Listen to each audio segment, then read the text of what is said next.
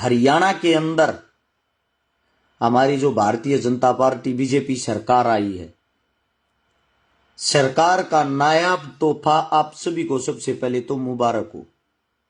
और वो मुबारक इसलिए हो, बहुत सारे साथी खुश हुए थे और उनकी खुशी का जो ठिकाना था, खुशी थी उनकी कि उन नाते 25,000 आदमी सरकारी नौकरी लगवा दिए। बड़ी खुशी हुई सारे के।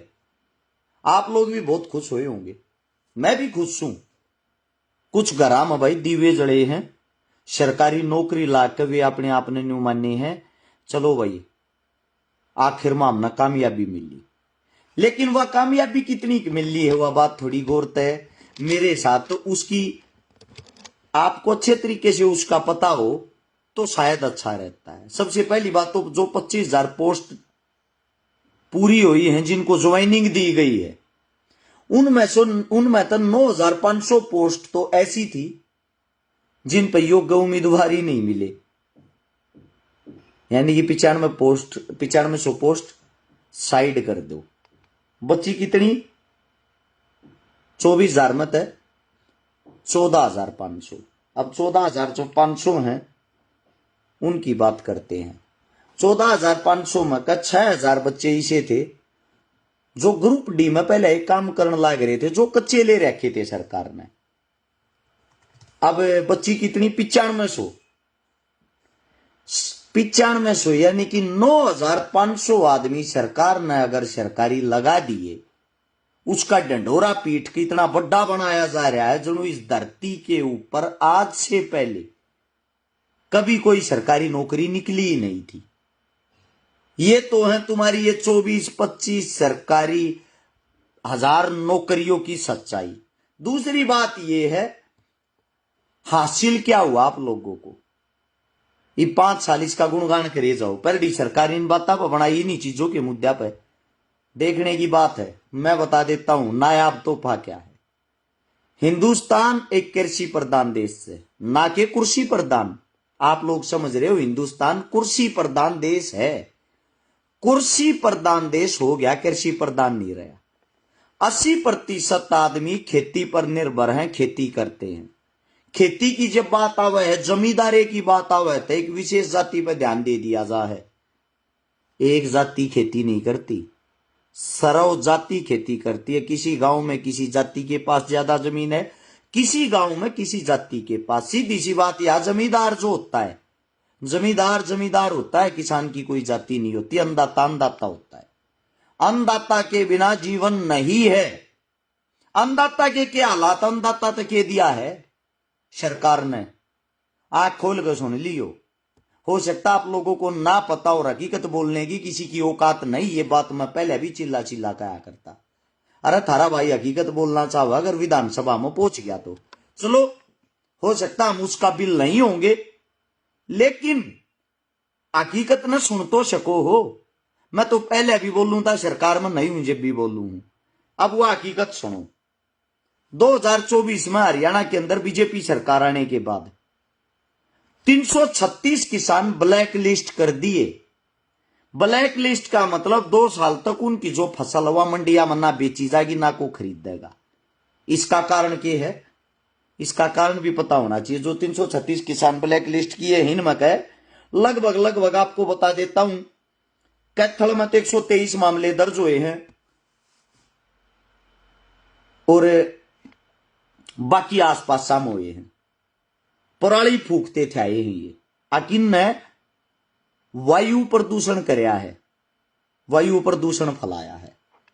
अगर 364 दिन किसान इस देश को हरियाली देता है और एक दिन उसने 365 दिन नामक एक दिन उसने वायु प्रदूषण कर दिया, कौन सी उसे वातावरण के अंदर प्रदूषण में उसका कितना प्रतिशत हिस्सा हो गया। ये इतनी बड़ी बड़ी फैक्ट्रियां हैं, कंपनियां हैं, इतने व्हीकल चलते हैं, क्या कभी उन फैक्ट्रियों पे भी कोई आप लोगों ने कोई ब्लैक लिस्ट किया, मुकदमा दर्ज कराया है? सरकार से पूछना चाहता हूं, किया है क्या आज तक है? किसान जो पराली फूकता है उस पराली के लाभ भी हैं। माछरी जो है यार, मच्छर जो है यार, उन तो छुटकारा मिल रहा है। जिन्हें लागे है आग भाई एक दिन की कराल की किसान की पराली फूके तो हमने सांस लेने में हमारा दम घोटा है। ये मूर्खता का परिचय है और कुछ नहीं। ये इतनी बड़ी बड़ी जो फैक्ट्रियां, कंपनियां, फर्में ये चल रही है ना, उनसे प्रदूषण फैलता है। इतनी बड़ी बड़ी चिमनियां, भट्ठे, रोक लगाने उन पे क्यों नहीं लगाते? उनको ब्लैक लिस्ट क्यों नहीं किया? 336 जो किसान, उनको 2 साल के लिए ब्लैक लिस्ट कर दिया। क्यों? क्योंकि उनकी आवाज सुनने वाला, उनकी आवाज उठाने वाला, उनकी आवाज लड़ने वाला कोई है ही नहीं। आप सभी साथियों को एक बात और बता देता हूं, 1,57,000 रुपये भी वसूले गए हैं 63 किसानों पर। डीएसपी साहब है कैथल से, उन्होंने मामले दर्ज करके, यानी कि गरीब को और गरीबी में मारा जा रहा है। अगर आपको वसूली करने का शौक है, गुजरात के अंदर शाह की बीवी भागी है, खबर चला के देख लो कै करोड़ रुपये लेगा बाजी है? पता लग जाएगा। उसको पकड़ के दिखा दो ना, वो विदेश निकल गई। मालिया साहब पकड़ा आज तक किसी ने?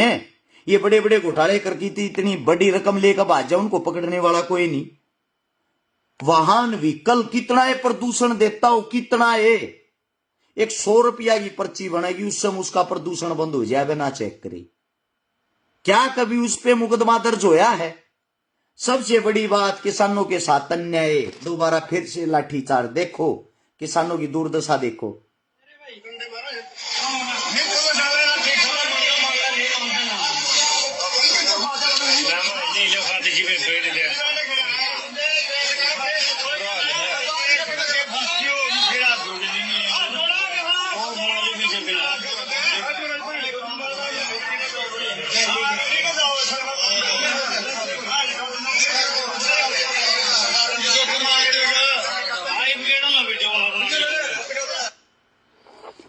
आज फिर एक बारी किसाना पर लाठीचार्ज होया है। लाठीचार्ज होने का कारण की है?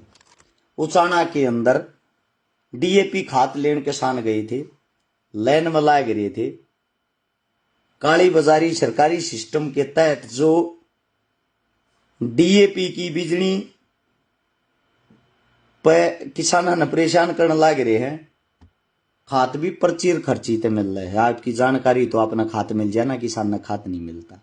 किसाना का आज भी खून बहन लग रहा है, किसाना का आज भी लाठीचार्ज होने लग रहा है। मैं उन सभी साथियों से आज एक बात पूछना चाहता हूं जो बीजेपी का झंडा ठा रहे थे या अन्य पार्टियों का झंडा ठा रहे थे, कड़े चले गए भाई थारी वे? जिन जिन तक तुम वोट दो थे, थारे वे रक्षक अब इस टाइम पे कहां चले गए? सरेआम किसान की दुर्गति हो रही है। अगर कोई भाई राजी हो रहा हो बीजेपी सरकार आएगी, बीजेपी यो कर देगी, उस टाइम पर जब हम वोट मांगने जा रहे थे, हमारे पे एक ठप्पा मार रखा था, तो बीजेपी ने ठा रखी है, वो यार सरकार सबसे पहले इसी सरकार के खिलाफ उन्हीं मुद्दों पे बात कर रहा है जिन मुद्दों पे बातें करने की तुम्हारे नेताओं की औकात नहीं है। मैं आप सभी साथियों से एक बात पूछना चाहता हूं, जब किसान ही नहीं रहेगा, अन्नदाता ही नहीं रहेगा, रोटी कहां से आएगी, अन्न कहां से आएगा? देश को चलाने वाले को पीटा जा रहा है, अन्नदाता की दुर्गति हो रही है। खाद उन्हें नहीं मिल रहा, बीज उन्हें नहीं मिल रहा, रेट उन्हें नहीं मिल रहा, फसल उनकी नहीं खरीदी जा रही, पराली वे नहीं चला सकते, जबरदस्ती बैंकों में जमीन उनकी कुड़क करी जा रही है, पैसा उनसे वसूल किया जा रहा है, मुकदमे उन पर लगाए जा रहे हैं। इससे बड़ा जुल्म और क्या होगा? सलाम करता हूं उन मूर्खों को जो अब भी नारे लगाते हैं बीजेपी जिंदाबाद, बीजेपी ये, बीजेपी वो। आप सभी साथियों को बता देता हूं, जो मेरे किसान भाई हैं वे किसी एक जाति से नहीं आते। जिनको जातिवाद का कीड़ा हो रहा है, जिनका न्यू हो रहा है, आगे लोगों की एक माइंड सेट हो गया। वो माइंड किस प्रकार से सेट हो गया? किसान का मतलब तो जाट हो है, 35 से कर रखा कि जो जाट्स हैं उनका बुरा करे जाओ। बीजेपी के दिमाग में बढ़ रही है बात, उनके पीछे लागे रहो। जो 35 जाति हुआ थारे तो अपने आप राजी हुई रहेगी। 35 सन पकड़ लो, एक का लात मार दो, 35 सन राजी करती, एक वो मुकदमा कर दो। या तो है हरियाणा की स्ट्रेची, हरियाणा से अगर आप बाहर जाओगे मुसलमाना के सर पर चढ़ जाओ, हिंदुआ का झंडा ठा लो। मुसलमाना ने टारगेट करे जाओ, हिंदुआ ने राजी करे जाओ, काम करने की किसी ने कोई जरूरत नहीं। सबसे बुरी बात है ये। आप सभी साथियों को बता देता हूं, जब राजा बनाया जाता है, राजा न्यायप्रिय होता है, उसके लिए सब एक समान होते हैं। हिंदू हो, मुसलमान हो, जाट हो, ब्राह्मण हो, वाल्मीकि हो, कोई भी हो। यहां आके जातिवाद का खेल इसलिए खेला जाता है, हमारी राजनीति ऐसी होगी, कृषि प्रधान से छोड़कर कुर्सी प्रधान पा गए हैं, हमें काम करने की जरूरत ही नहीं। किस लिए काम करना है? जातिवाद कराओ, वोट पाओ, हिंदू मुसलमान कराओ, वोट पाओ, मंदिर मस्जिद कराओ, वोट पाओ। के भड़क रहेगी भाई काम करने की? अमीर अमीर होता जा रहा है, गरीब दिन पे दिन और गरीब होता जाने लग रहा है। किसाना की पल्ला तो भाई गांठ बांध लो। सरकारी बाई आई है, पूर्ण बहुमत आ रही है, वोट तुम मंदे रहेगी, किसी और ने नहीं। जूत तो खाने पड़ेंगे, आदत गेर लो, या तो तड़वे चाटने की आदत गेर लो, या फिर जूत खाने की आदत गेर लो। हमारे जैसे जो थे, जिन्होंने कोशिश करी लड़ांगे, लड़का अगर विधानसभा में पहुंच गया, अपने के लिए हक की आवाज उठाओगे, वो आवाज वहां तक तो आप लोगों ने पता नहीं किस कारण से नहीं पहुंचने दी। उस टाइम पर तो दो चीज दिखने लग रही थी, कांग्रेस बीजेपी। उड्डा साहब आने लग रहे हैं, उड्डा साहब ना हार जा। आप सबसे पूछना चाहता हूं भाई, वही उड्डा साहब, वही नायब सिंह सैनी, सुभाष बराड़ा, फोटो भी देखा होगा, एक साथ बैठ कर खाना खाओ थे, एक साथ बैठ कर हंसे थे, एक दूसरे ने बधाई देते। लेकिन जो आप लोग हो, आप लोग आज भी मुंह सजाए बैठे हो। इन हमारे कहीं तो बीजेपी की वोट नहीं दी, इन हमारे कहीं तो कांग्रेस की वोट नहीं दी। ये सब पर्दे के पीछे एक, इनका ना तो आज तक काम रुक, ना जिंदगी में रुक सकता। कोई भी सरकार आओ, कोई भी जाओ, हारा हुआ नेता भी जीते हुए नेता के समान ही है। लड़ाई होती है आप लोगों की और हमारी। आप लोगों के सामने एक बात और भी बता देता हूं, विधानसभा के अंदर अगर बात आ जाए विधायक की तनख्वाह घटाने की, बढ़ाने की, इनका भत्ता घटान बढ़ाने की, इनका फंड घटान बढ़ाने की, नेता कांग्रेस का हो, बीजेपी का हो, अन्य दल का हो, सारे इकट्ठे होकर अपनी लड़ाई लड़े हो रही है। सब इकट्ठे हो गए, थारी लड़ाई तक दिन इकट्ठा होकर ना लड़ी। एक और मेरा भाई अरे किलकी मारने लाग रहा है शोरान साहब, केवल उड्डा सरकार बना ले भाई, मैं कड़ा रोक रहा हूं, मैं कड़ा बेल बांध रहा हूं, मन्ना थोड़ी रोकी है भाई। ये थारे वर्ग जो भाई है ना, प्रचारक, ये सोशल मीडिया वाले, इनके कारण तो ये दोबारा से सरकार बनवा दी बीजेपी की। ये जो के मोरू के मारे जाना, केवल हुड्डा सरकार, केवल शैलजा सरकार, केवल फलाना सरकार, बीजेपी जीती नहीं है, बीजेपी कांग्रेस ने जिताई है, क्योंकि कांग्रेस के अंदर कहीं एकता थी ही नहीं। गारंटी के साथ मैं कहता हूं, सिर्फ आप अपनी बात करता हूं, न्यू कहा करते मेरे पीछे तो 1000 पर्ची आ जाता बहुत गणी है। 1.25 महीने की मेहनत में 15,000 वोट लिए हैं, बिना पैसा बांटे, बिना दारू बांटे, मेहनत की, संघर्ष की, इज्जत की, बहुत संतुष्ट हूं। मेरे लिए 1.5 लाख के बराबर हैं वे 15,000। अगर मेरे को टिकट मिल रही होती, मैं कांग्रेस पार्टी तो मांगू था, मेरी सीट पर किसी को प्रचार करने तक की जरूरत नहीं थी, 1 लाख वोटा की जीत होती। यह बात पहले भी गई थी, हारने के बाद भी कह रहा हूं। 7 में कम से कम 10 सीटें ऐसी थी जिनमें कांग्रेस हार रही है। उन सीटा पर 3,000 से लेकर 5 से 6,000 वोट पर्सनली तौर पर आपके भाई के साथ जुड़ी हुई थी, वे सीटें मैं दिलवाता, सरकार अपने आप बन जाती। सरकार आ रही अपने अहंकार में, अपने घमंड में। इनको तो ये हो गया था, थारी तो 60-70 सीट एक तरफा, तुम नत को हरानी ही नहीं। जितने जो भी तुम्हारे ये है ना आज तक के, ये जिनको काम नहीं कराया, उन अपने दम पे जिताओ। और तलवे चाटने का हमें ना कल शौक था, ना आज शौक है। कल भी सेम जुबान थी, आज भी सेम जुबान है, टोन वही रहेगी।